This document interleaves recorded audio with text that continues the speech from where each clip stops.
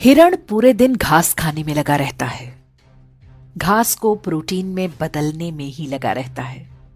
दूसरी तरफ मांसाहारी लकड़बग्घे को जब तक भूख नहीं लगती बस आराम से पड़ा रहता है, क्योंकि उसे पता है कि उनके लिए प्रोटीन का इंतजाम करने के लिए हिरण जो लगा हुआ है। जब तक हिरण हैं, जंगल में खूंखार जानवर चैन से सोते हैं, पर हिरण जब कम होने लगते हैं तो ये भूखे खूंखार पशु नए जंगलों की तलाश करते हैं। हमारे पूर्वजों ने भी बड़ी मेहनत से सोना, चांदी, रत्न, ज्ञान, विज्ञान इकट्ठा किया था। क्या हुआ? बाहर से कुछ लकड़बग्घे आए और सब कुछ सफाचट कर गए। आज हम ऐतिहासिक पर्यटन के नाम पर उसी विध्वंस के अवशेष देखने जाते हैं। अफगानिस्तान लिया, पाकिस्तान लिया, बांग्लादेश लिया, कश्मीर लिया, केरल और बंगाल भी लगभग जा ही चुके हैं।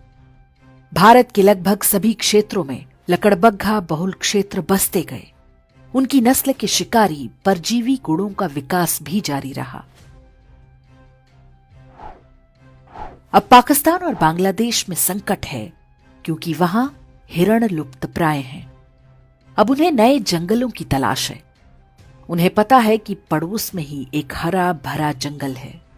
वहां पर पहले से ही भारी संख्या में लकड़बग्घे रहते हैं, लेकिन अभी छिटपुट शिकार से ही पेट भरने को मजबूर हैं।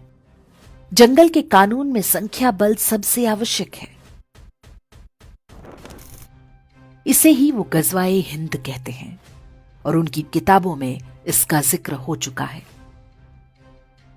हर शांतिप्रिय लकड़बग्घे के मन में वो ऐसे बैठा हुआ है जैसे हिरणों के मन में संविधान और राष्ट्रगान।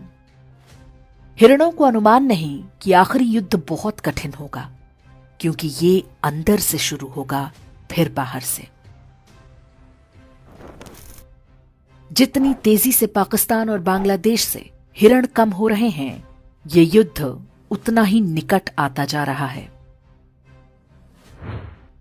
ये युद्ध अचानक नहीं होगा।